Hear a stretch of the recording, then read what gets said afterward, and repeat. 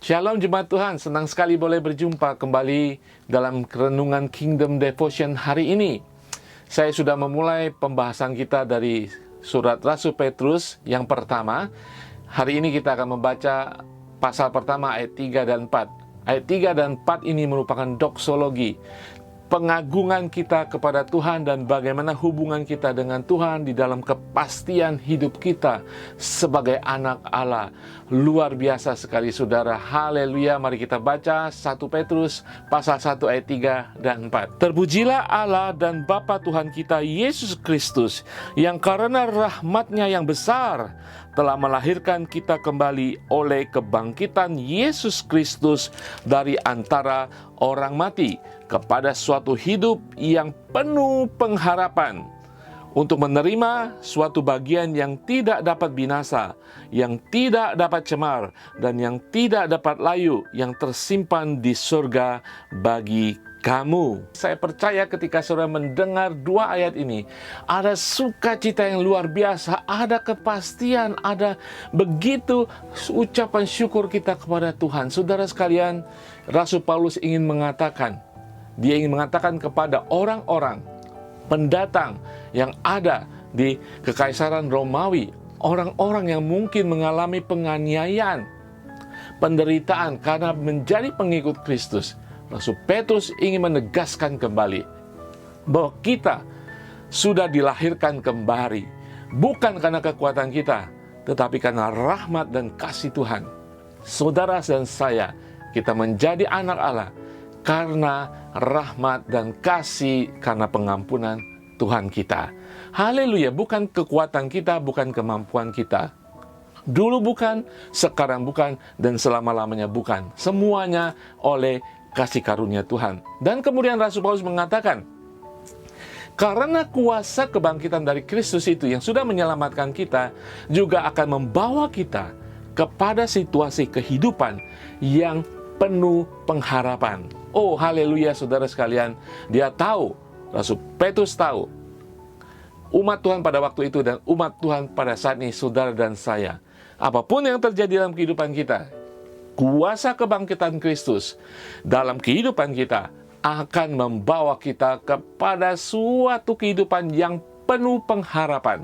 Saudara, kata pengharapan ini bukan sekedar berarti pengharapan seperti, oh saya berharap dia akan datang, saya berharap akan hujan, saya berharap saya akan mendapat pekerjaan baik. Tidak seperti pengharapan dunia. Kata pengharapan ini adalah pengharapan sekalipun tidak ada dasar berharap, kita tetap memiliki hidup yang penuh pengharapan. Rasul Petrus ingin membangkitkan semangat saudara dan saya saat ini. Pengharapan ini tidak hanya kita hidup begitu saja, tetapi pengharapan yang penuh. Artinya pengharapan yang teguh, pasti, dan juga bersemangat saudara. Mungkin tubuh kita secara fisik, secara mental, mungkin kita letih. Tetapi di dalam roh, sebagai ciptaan baru, pengharapan kita bersemangat karena kuasa kebangkitan itu ada dalam kita. Dan pengharapan kita adalah pengharapan berkelanjutan. Firman Tuhan tadi mengatakan sampai pada datangnya hari Tuhan. Saudara sekalian, saudara dan saya, apapun kondisi saudara ya, seperti umat Tuhan pada saat itu yang ada di Asia Kecil, mungkin tidak ada harapan menurut mereka. Mungkin dunia juga menganggap, kamu tidak ada harapan lagi. Ya, tetapi saudara dan saya, kita sudah memiliki hidup dalam suatu hidup yang penuh pengharapan. Saudara sekalian, di dalam kitab Ibrani juga mengatakan pengharapan kita itu bagaikan sau.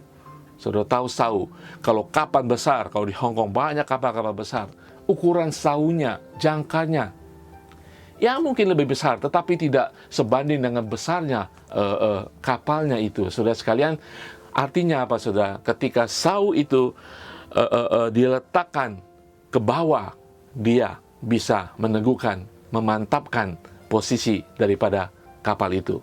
Demikian firman Tuhan dalam kitab Ibrani mengatakan bahwa pengharapan kita bagaikan sau atau jangkar. Kita meletakkan pengharapan kita di dalam Tuhan yang tidak tergoyahkan dan tidak akan goncang, saudara. Itu adalah hidup di dalam suatu pengharapan. Efesus 2 ayat 12 mengatakan bahwa waktu itu kamu tanpa Kristus tidak termasuk kewargaan Israel dan tidak mendapat bagian dalam ketentuan-ketentuan yang dijanjikan, tanpa pengharapan dan tanpa Allah di dalam dunia. Saat ini saudara dan saya, kita punya Allah, bahkan kuasa kebangkitan memberikan kita pengharapan. Saudara, di ayat 4 pasal ke-1 Petrus ini menjelaskan lebih lagi bahwa objek pengharapan kita tidak akan hilang, tidak akan cemar, tidak akan binasa karena tersimpan di surga. Saudara, begitu dahsyat jaminan kuasa kebangkitan Tuhan terhadap pengharapan kita. Tuhan sudah menyediakan bagi kita, walaupun saat ini kita mengalami segala sesuatu yang tidak menyenangkan, objek daripada pengharapan kita, yaitu warisan kita, sudah ada di surga. Tuhan ingin memberikan yang terbaik bagi kita. Amin. Berharap terus. Ingat, saudara adalah ciptaan baru, saudara ada kuasa kebangkitan Tuhan yang sudah memberikan hidup yang penuh pengharapan. Saya akan berdoa bagi kita semua. Terima kasih Tuhan Yesus, luar biasa ayat-Mu ini Tuhan, luar biasa firman-Mu ini Tuhan, luar biasa perkataan ini Tuhan berbicara kepada kami yang sudah percaya kepada Engkau Yesus Tuhan dan Juru Selamat, bahwa keselamatan kami karena anugerah-Mu, bahwa oleh kuasa kebangkitan-Mu Engkau sudah memberikan suatu kehidupan yang penuh pengharapan. Ajar kami selalu Tuhan bahwa kami sudah di dalam Tuhan. Mungkin kami dipengaruhi dunia, mungkin kami dihina dunia, mungkin kami dianiaya oleh dunia, tetapi berikan kekuatan bagi setiap kami Tuhan bahwa kami adalah anak-anak kerajaan surga. Ada jaminan warisan di kerajaan surga atas setiap pengharapan kami. Di dalam nama Tuhan Yesus, ajar kami berjalan di dalam pengharapan itu hari lepas hari pada saat ini. Berkati setiap anak-anak-Mu Tuhan, apapun keadaan kehidupan mereka, di dalam nama Tuhan Yesus. Haleluya. Amin. Saudara sekalian, tetap berpengharapan di dalam Tuhan. Jangan berharap kepada dunia, saudara akan kecewa. Di dalam Tuhan, saudara akan memiliki damai, sejahtera, dan sukacita. Haleluya. Tuhan Yesus berkati.